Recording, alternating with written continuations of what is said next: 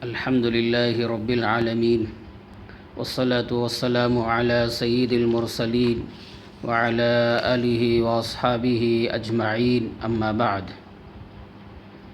اللہ جل شانہ رمضان المبارک کا مقدس مہینہ لے کر آنے والے ہیں، جس مہینے کے متعلق اللہ کے نبی صلی اللہ علیہ وسلم نے بیان فرمایا، وَهُوَ شَهْرُ الصَّبْرِ وَالصَّبْرُ ثَوَابُهُ الْجَنَّةُ۔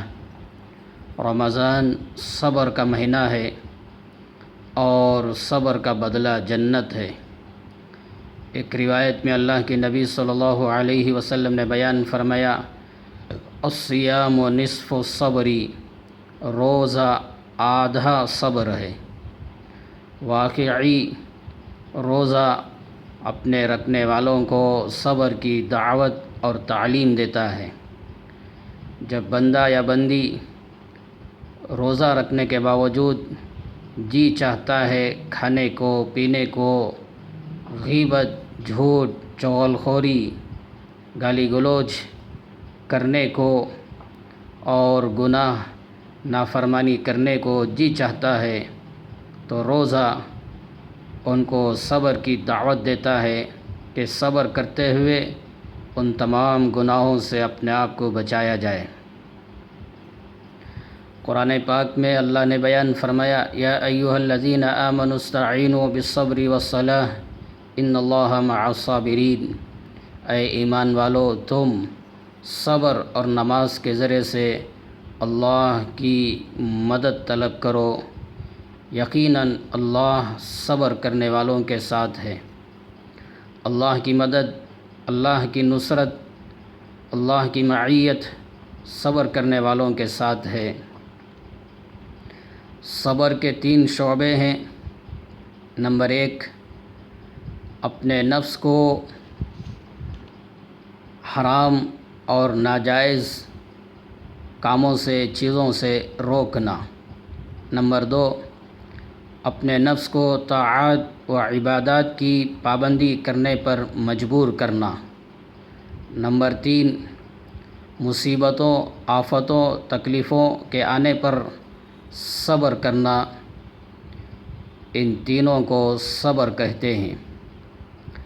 حدیث پاک میں آیا، کل قیامت کے دن حشر کے میدان میں اعلان کیا جائے گا، کہاں ہیں صبر کرنے والے؟ جو ان تینوں طرح کے صبر پر عمل کرتے ہیں وہ آگے آئیں گے۔ اللہ جل شانہ ان کو بغیر حساب و کتاب کے جنت میں داخل کر دے گا۔ علامہ ابن کثیر رحمۃ اللہ علیہ بیان فرماتے ہیں، انما یوفی الصابرون اجرہم بغیر حساب۔ اس آیت سے بھی اس طرف اشارہ ملتا ہے کہ یقیناً صبر کرنے والوں کو بغیر حساب و کتاب کے بہت اجر ثواب ملنے والا ہے۔ اس لیے ہم سب کو صبر کرنا چاہیے۔ قرآن پاک میں اللہ نے بیان فرمایا، وَلَنَبْلُوَنَّكُمْ بِشَيْءٍ مِّنَ الْخَوْفِ وَالْجُوعِ وَنَقْصٍ مِّنَ الْأَمْوَالِ وَالْأَنفُسِ وَالثَّمَرَاتِ۔ یقیناً ہم تم کو آزمائیں گے تھوڑے سے ڈر سے، دشمنوں کا ڈر تمہارے دلوں میں ڈال کر، اور بھوک سے، نقصانوں سے، مالوں کے اور جانوں کے، یعنی تمہارے مال میں نقصان کر کے یا تمہارے گھر میں کسی کی جان لے کر ہم تم کو آزمائیں گے، اور تمہارے پھلوں میں کمی کر کے تمہاری آزمائش کریں گے۔ جو ان تمام چیزوں پر صبر کر لے، برداشت کر لے، اللہ نے بیان فرمایا، وَبَشِّرِ الصَّابِرِينَ۔ ان صبر کرنے والوں کو بشارت سنائیے کہ یہ صبر کرنے والے وہ ہیں، جب بھی ان پر کوئی مصیبت، کوئی آفت آتی ہے تو اپنی زبان سے یہی کہتے ہیں کہ ہم اللہ ہی کے لیے ہیں اور ہم اللہ ہی کی طرف لوٹ کر جانے والے ہیں۔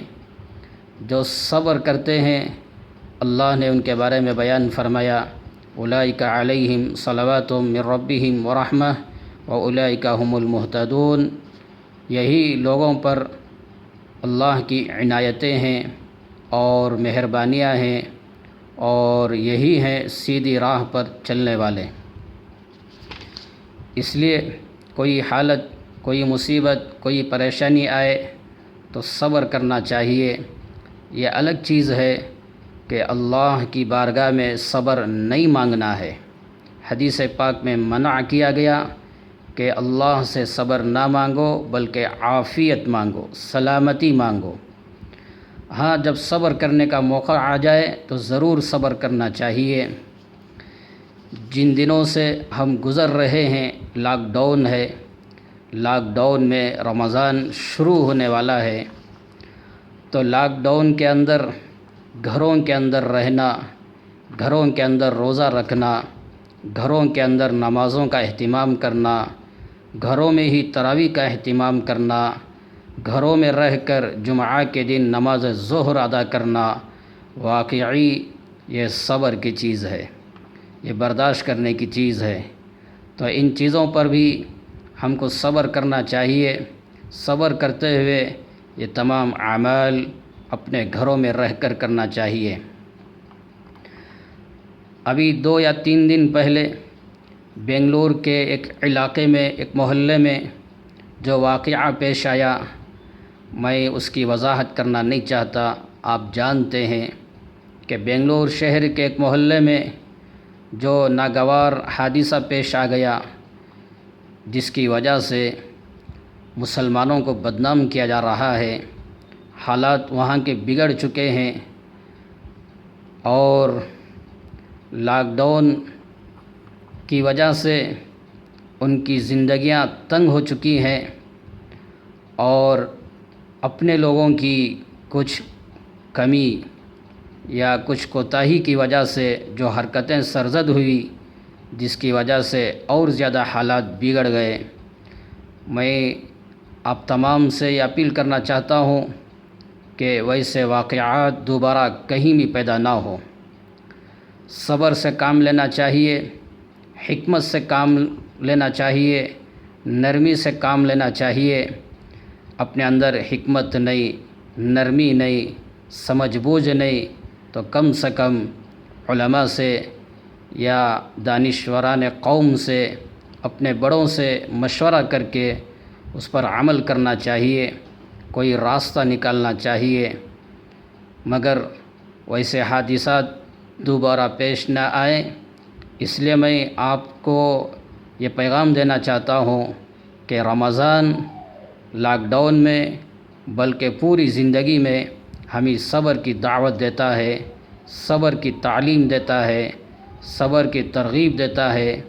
اس لیے رمضان کے ذریعے سے، روزوں کے ذریعے سے ہم صبر کرنا بھی سیکھیں اور حکمت سے کام کرنا بھی سیکھیں۔ بخاری شریف کا 25واں پارہ ہے، مسلم شریف کی جلد دوم میں یہ روایت ہے۔ اللہ کے نبی صلی اللہ علیہ وسلم نے بیان فرمایا، لیس الشدید بالسرعہ انما الشدید الذی یملک نفسہ عند الغضب۔ پہلوان وہ نہیں ہے جو دوسروں کو پچھاڑ دے، دوسروں پر غالب آ جائے۔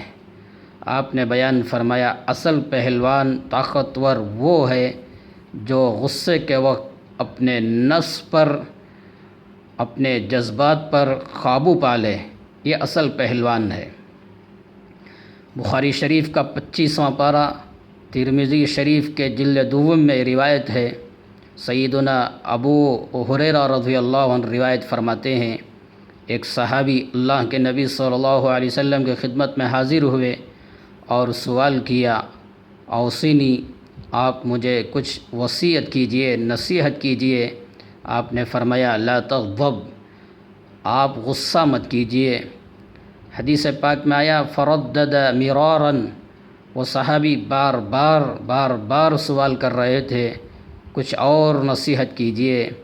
ہر مرتبہ اللہ کے نبی صلی اللہ علیہ وسلم نے یہی بیان فرمایا، لا تغضب، غصہ مت کیجئے، غصہ نہ کیجئے۔ تو غصہ کرنے کے وقت میں ضرور غصہ کرنا چاہیے۔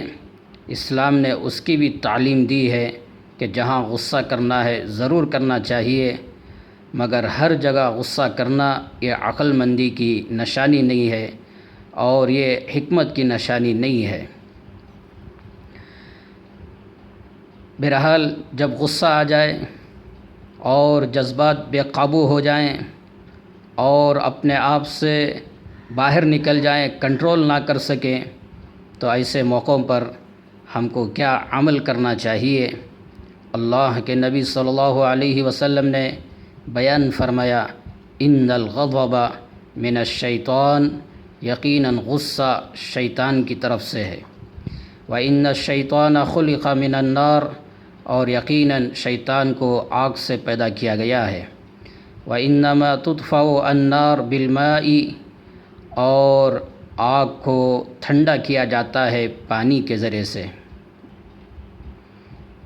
اللہ کے نبی صلی اللہ علیہ وسلم نے اس کے بعد بیان فرمایا، فَإِذَا غَضِبَ أَحَدُكُمْ فَلْيَتَوَضَّأْ، جب آپ کو غصہ آ جائے تو چاہیے کہ وہ وضو کر لے۔ تو یہ ابو داؤد شریف کی روایت ہے۔ اس روایت سے پتہ چلا کہ غصہ شیطان کی طرف سے آتا ہے۔ شیطان کو آگ سے پیدا کیا گیا، آگ میں گرمی ہے، شدت ہے، تو یہ آگ کی گرمی کو ٹھنڈا کرنے کے لیے پانی کا استعمال کرنا چاہیے۔ تو آپ نے بڑی حکمت کی بات بیان فرمائی، جب حالات ایسے پیش آ جائیں، جب اپنے آپ کو کنٹرول نہ کر سکیں، بے قابو ہو جائیں، غصہ حد سے بڑھ جائے، تو آپ نے بیان فرمایا اس کو چاہیے کہ وہ وضو کر لے۔ ایک روایت میں ابو داؤد شریف ہی کی روایت ہے، اللہ کے نبی صلی اللہ علیہ وسلم نے بیان فرمایا، اذا غضب احدکم وهو قائم فلیجلس، جب تم میں سے کسی کو غصہ آئے تو چاہیے کہ وہ بیٹھ جائے۔ فإن ذهب عنه الغضب، بیٹھنے کے باوجود اگر اس کا غصہ دور نہیں ہوا تو فرمایا وإلا فليضطجع، چاہیے کہ وہ لیٹ جائے، سو جائے۔ تو غصہ آتے وقت کوئی کھڑا ہے تو بیٹھ جائے، بیٹھنے کے باوجود غصہ دور نہ ہو تو فرمایا چاہیے کہ اس کو لیٹ جائے۔ ایک روایت میں اللہ کے نبی صلی اللہ علیہ وسلم نے بیان فرمایا کہ وَإِذَا غَضِبَ أَحَدُكُمْ فَلْيَسْكُتْ، 3 مرتبہ بیان فرمایا، جب تم میں سے کسی کو غصہ آئے تو چاہیے کہ وہ خاموش رہ جائے، خاموشی اختیار کر لے۔ پھر فرمایا وَإِذَا غَضِبَ أَحَدُكُمْ فَلْيَسْكُتْ، وَإِذَا غَضِبَ أَحَدُكُمْ فَلْيَسْكُتْ، 3 مرتبہ بیان فرمایا، جب تم میں سے کسی کو غصہ آئے تو چاہیے کہ وہ خاموش ہو جائے۔ تو ان اعمال کی پابندی کرنا چاہیے۔ ایک روایت میں ترمذی کی روایت ہے، اللہ کے نبی صلی اللہ علیہ وسلم نے بیان فرمایا، حضرت سہل بن سعد الساعدی رضی اللہ عنہ روایت فرماتے ہیں، اللہ کے نبی صلی اللہ علیہ وسلم نے بیان فرمایا، الانات من اللہ والعجلۃ من الشیطان، کاموں کو اطمینان سے، سکون سے کرنا، آرام سے کرنا، یہ اللہ کی طرف سے ہے، اور جلد بازی میں کوئی کام کر لینا، آپ نے بیان فرمایا یہ شیطان کی طرف سے ہے۔ تو لاک ڈاؤن کے دنوں میں، لاک ڈاؤن کے زمانے میں اگر کوئی حادثات بھی پیش آئیں، واقعات بھی پیش آئیں جو ہمیں پسند نہیں، ناگوار احوال پیش آئیں، تب بھی حکمت سے، نرمی سے، دانائی سے، ہوشیاری سے کام لینا چاہیے۔ ہرگز کوئی کام ایسا نہ کریں جس کے ذریعے سے قوم کا نقصان ہو، قوم کو بدنام کرنے کا ذریعہ بن جائیں، ملت اور ملک کا نقصان ہو جائے، اس لیے حکمت سے کام کرنا چاہیے۔ اس لیے میں نے ان باتوں کا تذکرہ آپ کے سامنے کیا تاکہ بنگلور شہر کے ایک محلے میں جو حادثہ پیش آیا، دوبارہ ویسا کوئی حادثہ کسی جگہ بھی پیش نہ آئے۔ اس لیے حکمت سے کام کریں، نرمی سے کام کریں۔ اگر اتنی صلاحیت نہیں ہے، اگر کوئی واقعہ پیش آ جائے تو علماء سے اور دانشوران قوم سے مشورہ کر کے عمل کرنا چاہیے۔ جلد بازی میں کوئی کام کر لینا، اللہ کے نبی صلی اللہ علیہ وسلم نے بیان فرمایا وہ شیطان کی طرف سے ہے۔ تو جلد بازی میں کوئی کام ایسا نہ کریں جس کی وجہ سے قوم کا، ملت کا، ملک کا بدنام ہونے کا ہم ذریعہ بن جائیں۔ اس لیے احتیاط سے کام کرنا چاہیے۔ یہی میں آپ کو سمجھانا چاہ رہا تھا اور سمجھانے کی کوشش کر رہا تھا کہ رمضان اپنے رکھنے والوں کو صبر کی دعوت دیتا ہے، صبر کی تعلیم دیتا ہے۔ تو رمضان شروع ہو رہا ہے، لاک ڈاؤن کے زمانہ ہو، لاک ڈاؤن کے ایام ہو، بلکہ پوری زندگی رمضان ہمیں یہ پیغام دیتا ہے کہ زندگی بھر صبر سے کام کریں، حکمت سے کام کریں، دانائی سے، ہوشیاری سے کام کریں۔ رمضان ہمیں یہ دعوت دیتا ہے کہ جلد بازی میں کوئی کام نہ کریں۔ اللہ سے دعا فرمائیں اللہ ہم کو ان باتوں کو سمجھنے کی اور اس پر عمل کرنے کی توفیق عطا فرمائے۔ آپ سے یہ اپیل بھی کرنا چاہتا ہوں کہ آپ یہ باتیں دوسروں کو بھی سنائیں اور آگے شیئر کریں، سینڈ کریں، تاکہ دوسرے لوگ بھی سن کر اس پر عمل کرنے والے بنیں۔ اللہ ہم سب کے روزوں کو، تراویح کو، ہر عمل کو قبول فرمائے، اور اللہ ہم سب کو رمضان کی برکتوں سے، رحمتوں سے، انوارات سے مالا مال فرمائے۔ آمین۔ السلام علیکم ورحمۃ اللہ وبرکاتہ۔